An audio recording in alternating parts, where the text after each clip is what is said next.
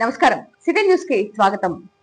CM Nara Chandrababu Naidu నేతృత్వంలో కూటమి ప్రభుత్వం అభివృద్ధిలో పరుగులు తీస్తుందని ప్రభుత్వ చీఫ్ జీవి అన్నారు. వినుకొండ పట్టణంలోని 32వ వార్డులో నూతనంగా నిర్మాణం చేపట్టిన సీసీ రోడ్డును ఆయన ప్రారంభించారు. గత వైసీపీ హయాంలో వార్డుల్లో సమస్యలు ఎక్కడ వేసిన గొంగలి అక్కడే అన్న చందంగా ఉందని, ఎన్డీఏ ప్రభుత్వం అధికారంలోకి వచ్చినప్పటి నుండి వార్డుల్లో ప్రజలకు మౌలిక వసతులు కల్పిస్తూ అభివృద్ధి పనులు చేపట్టడం జరిగిందన్నారు. 31, 32 వార్డుల్లో సీసీ రోడ్లు, డ్రైనేజ్, త్రాగునీటి పైప్ లైన్లు ఏర్పాటుకు 2.49 కోట్లతో అభివృద్ధి పనులు చేపట్టడం జరిగిందన్నారు. కార్యక్రమంలో 32వ ward councillor Vasireddy Lingamurthy, municipal commissioner, కూటమి నాయకులు తదితరులు పాల్గొన్నారు. అతి పురాతనమైన కొండమెట్ల వద్ద వేంచేసి ఉన్న శ్రీ లక్ష్మీ నరసింహస్వామి విశ్వమాత గో సంరక్షణ ఆశ్రమం స్వామివారి కంకర్యాల నిమిత్తం వినుకొండ పట్టణ ఆగాబావి బజార్ Gandla Nagendrudu retired LFL head master మరియు వేములపాటి సామ్రాజ్యం రిటైర్డ్ స్కూల్ అసిస్టెంట్ దంపతులు 20,000 రూపాయలు ఒక బీరువాను వితరణగా ఇచ్చారు. మరియు దొడ్డా ప్రతాప్ రెడ్డి ధర్మపత్ని శివలీల దేశవర గ్రామం మరియు మతుకుమల్లి ఎటుకూరి ఈశ్వరమ్మ వారి కోడలు కృష్ణవేణి మరియు సాయి పవన్ కళ్యాణ్ 20,000 రూపాయల బీరువా వితరణగా ఆలయ కార్యనిర్వాహక నిత్య అన్నదాన ప్రధాన సేవకులు జాజుల మాల్యాద్రికి అప్పచెప్పారు.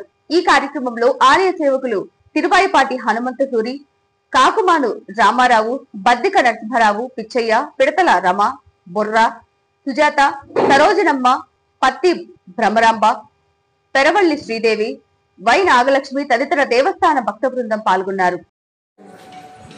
జయ లక్ష్మీ నరసింహ. ఈ రోజున లక్ష్మీ నరసింహ స్వామి దేవస్థానానికి ప్రత్యేకంగా అతిథులుగా మరి గాండ్ల నాగేంద్రుడు వారి ధర్మపత్ని సామ్రాజ్యం గారు, ఇరువురు టీచర్స్, రిటైర్డ్ టీచర్స్, వారు ఈ రోజున దేవస్థానం సందర్శించడం జరిగింది. విశ్వమాత గో సంరక్షణ ఆశ్రమ నిర్మాణ కార్యక్రమాలు జరుగుతున్న పనులను పరిశీలించారు. గతంలో వారు వాగ్దానం చేసినటువంటి బీరువా కావాలి, స్వామివారి వస్త్రాలు, స్వామివారికి సంబంధించిన పూజా కార్యక్రమాల నిమిత్తం మేము అడగడం జరిగింది.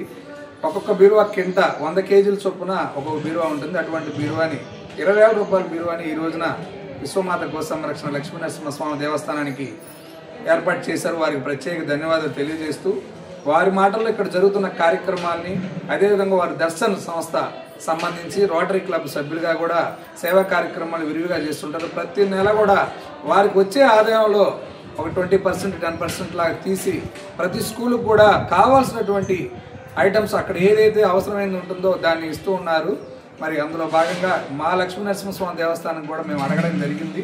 అడిగిన వెంటనే ఏం ఆలోచించకుండా ఖచ్చితంగా మేము చేస్తామని చెప్పారు. వారు ఈ రోజున ఈ యొక్క ఓపెనింగ్ సందర్భంగా బీరువా ఇచ్చి స్వామివారి దేవస్థానంలో ప్రత్యేక పూజలో పాల్గొన్నారు. వారికి ప్రత్యేక ధన్యవాదాలు తెలియజేస్తూ ఈ యొక్క దేవస్థానం గురించి జరుగుతున్న పనులను గురించి వారి మాటల్లో తెలియజేయవలసిందిగా తెలియజేస్తున్నాం.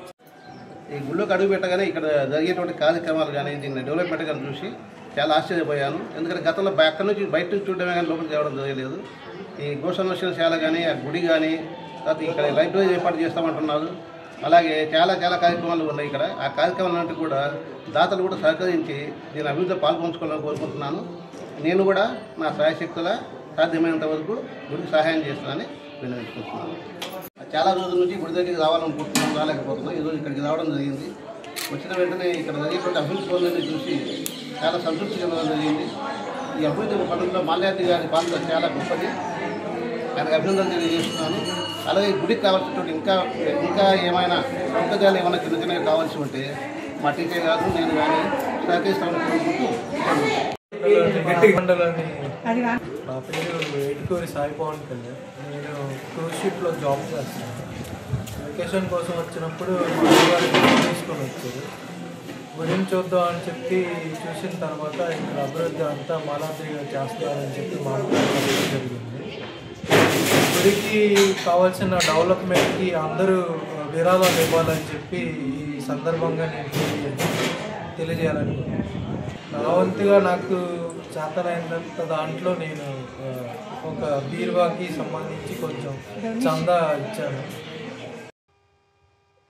మాచర్ల నియోజకవర్గంలోని కారంపూడిలో 3వ రోజు వైభవంగా జరిగిన పల్నాటి వీరుల ఉత్సవాలకు ప్రభుత్వ చీఫ్ విప్ సీనియర్ శాసనసభ్యులు జీవి ఆంజనేయులు పాల్గొన్నారు. వీరుల ఉత్సవ కమిటీ ఏర్పాటు చేసిన రాష్ట్ర స్థాయి ఎడ్ల పందాలను ఆయన ప్రారంభించారు. కారంపూడి వీరుల పండుగలో ఎద్దుల పందాలకు ఒక ప్రత్యేక స్థానం ఉంది. ఈ సందర్భంగా జీవి మాట్లాడుతూ తెలుగు సంస్కృతి సాంప్రదాయాలను ప్రతిబింబించే ఇలాంటి వీరుల ఉత్సవాలు, క్రీడలు యువతలో క్రీడా స్ఫూర్తిని, పందాలలో పాల్గొనే ఎద్దుల యజమానులను, రైతు సోదరులను ఆయన అభినందించారు. శాసనసభ్యులు జూలకంటి బ్రహ్మారెడ్డి, శాసనసభ్యులు చదలవాడ అరవింద్ బాబు, నాయకులు తదితరులు పాల్గొన్నారు. సిద్ధాంతంలో ఆనాడు పల్నాడి బ్రహ్మనాయుడు ప్రవేశపెట్టినటువంటి సాఫ్కోడ్ సిద్ధాంతంలో మేమందరం బ్రహ్మానంద రెడ్డి గారి సారథ్యంలో మేమందరం పాల్గొనడం మాకు ఎంతో ఆనందంగా ఉంది. అన్ని కులాలతో కలిసి సహపంక్తి భోజనం అనేది ఒక ఆచారంగా కొనసాగిస్తున్నారు. ఎంతో అభినందనీయం. 11వ శతాబ్దంలో బ్రహ్మనాయుడు గారు పెట్టినటువంటి సిద్ధాంతాన్ని ఈ రోజు జూలకంటి బ్రహ్మానంద రెడ్డి గారు ఇంకా దాన్ని బ్రహ్మాండంగా ముందుకు తీసుకెళ్తున్నందుకు ఒకసారి అందరూ చప్పట్లు కొట్టి అభినందనలు తెలియజేయాలని కోరుతున్నా. ఈ ఎడ్ల పందాలు చక్కగా నిర్వహిస్తున్నారు. కమిటీ సభ్యులందరికీ మరి చక్కగా ఎద్దుల పందాలు నిర్వహిస్తూ ట్రాక్టర్లు, బహుమతులు, మరి హోండా మోటార్ బైక్ పెద్ద పెద్ద ప్రైజులన్నీ పెట్టి చక్కగా ఎద్దుల పందాలు, రాష్ట్ర స్థాయి ఎద్దుల పందాలు మన కారంపూడిలో జరగడం ఎంతో అభినందనీయం. కమిటీ వారందరికీ హృదయపూర్వక అభినందనలు తెలియజేస్తున్నా.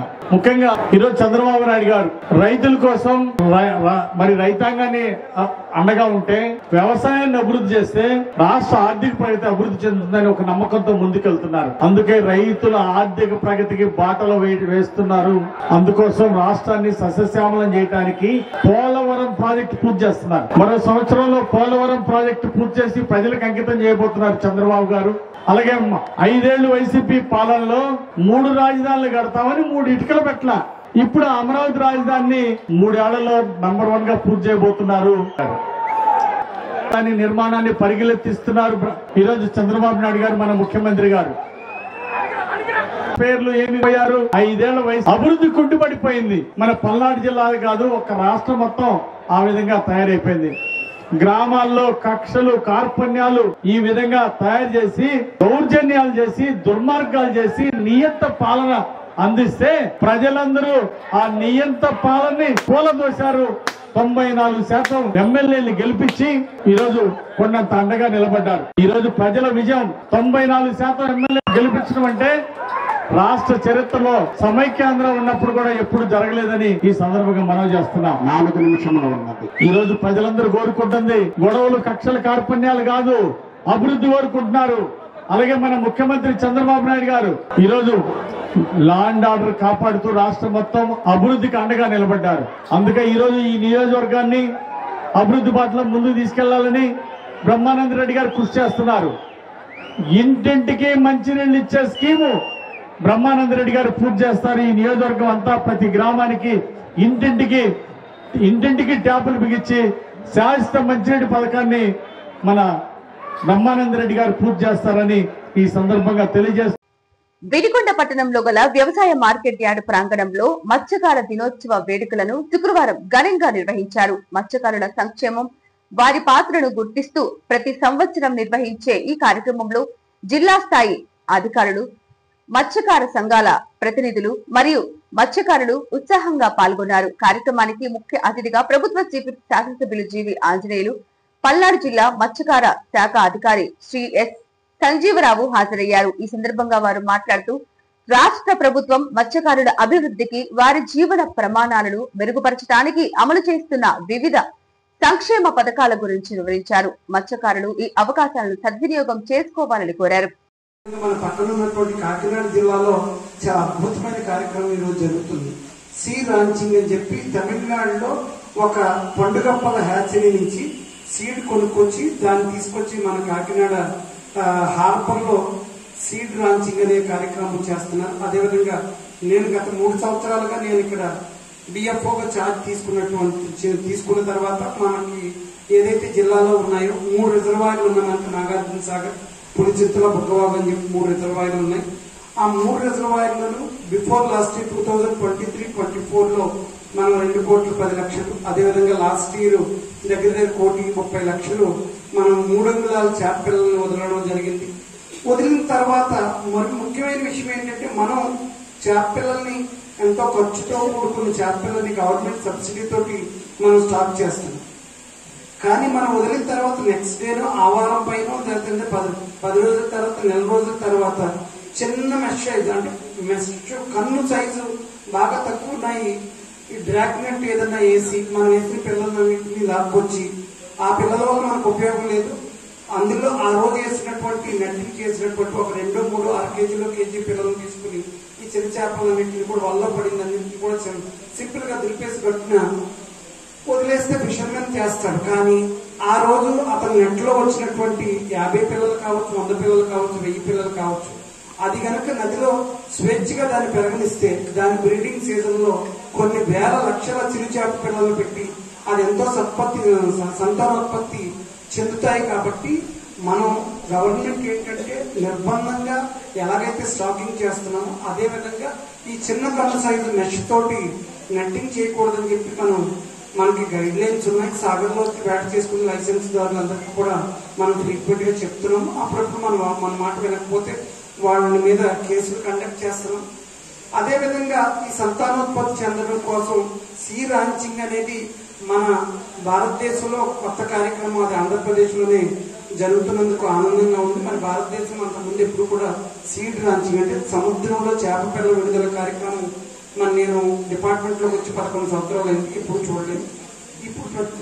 ఇప్పుడు ప్రథమంగా కాకినాడలో జరగడం చాలా ఆనందంగా ఉంది. కానీ ఫారిన్ కంట్రీస్ అన్నింటిలో కూడా వాళ్ళకి కోస్ట్ లైన్ చాలా తక్కువ.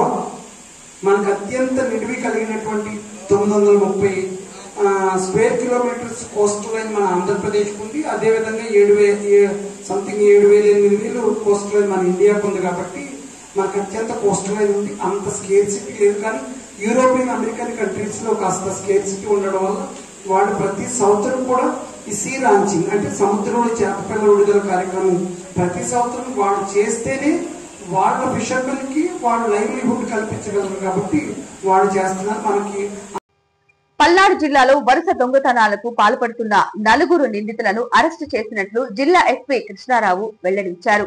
నర్సాపేటలోని ఎస్పీ కార్యాలయంలో శుక్రవారం నిర్వహించిన మీడియా సమావేశంలో ఆయన వివరాలను తెలిపారు. నిందితులు నర్సాపేట పట్టణంతో పాటు గ్రామీణ ప్రాంతాలు మరియు వినుకొండలో మొత్తం 6 చోరీలకు పాల్పడినట్లు ఎస్పీ తెలిపారు. తాళాలు వేసి ఉన్న ఇళ్లనే లక్ష్యంగా చేసుకుని రాత్రి వేళ ఈ దొంగతనాలకు పాల్పడినట్లు తెలిపారు. నిందితుల నుండి సుమారు 80 లక్షలు విలువ చేసే 610 గ్రాముల బంగారం, వెండి సామాగ్రి, అదేవిధంగా 2 ల్యాప్టాప్లు, 5 గడియారాలు, 1 ఆటో, 1 ద్విచక్ర వాహనాన్ని పోలీసులు స్వాధీనం చేసుకున్నారు. మీడియా సమావేశంలో నర్సాపేట ఇన్ఛార్జి డిఎస్పీ హనుమంతరావు, 1వ పట్టణ సిఐ ఫెరోజ్ మరియు ఇతర పోలీస్ సిబ్బంది పాల్గొన్నారు. అందరికీ నమస్కారం. ఈ నెల 11వ తేదీన ఒక ప్రాపర్టీ అఫెన్స్ మనకి నర్సరాపేట 1 టౌన్ పిఎస్లో రిపోర్ట్ అవడం జరిగింది. దాన్ని వెంటనే ఎఫ్ఐఆర్ కట్టి ఇన్వెస్టిగేషన్ చేయడం జరిగింది.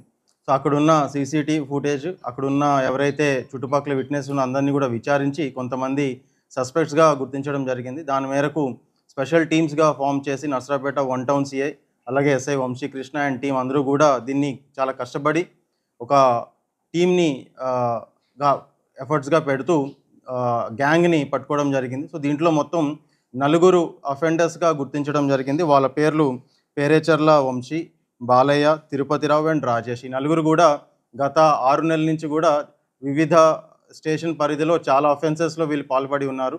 సో వాళ్ళు మొత్తంకి 6 అఫెన్సెస్లో పార్టిసిపేట్ చేసినట్టు మనకి తెలుస్తూ ఉన్నది. Narsarapet 1 town, 2 town, Narsarapet rural, వినుకొండలో కూడా వీళ్ళు అఫెన్సెస్ చేశారని ఒప్పుకున్నారు.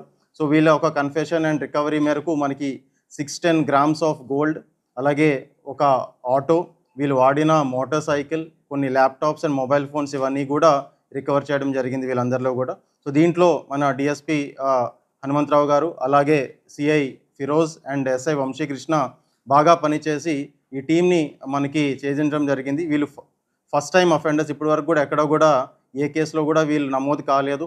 దీస్ ఆర్ ఫ్రెష్ అఫెన్సెస్ కావడం వల్ల it's a very good work turned out by the entire team. So I appreciate them. So that's all from my end. Any questions regarding this case please let. City news ఇంతటితో సమాప్తం. రేపటి city news లో మళ్ళీ కలుద్దాం. అంతవరకు సెలవు. నమస్కారం.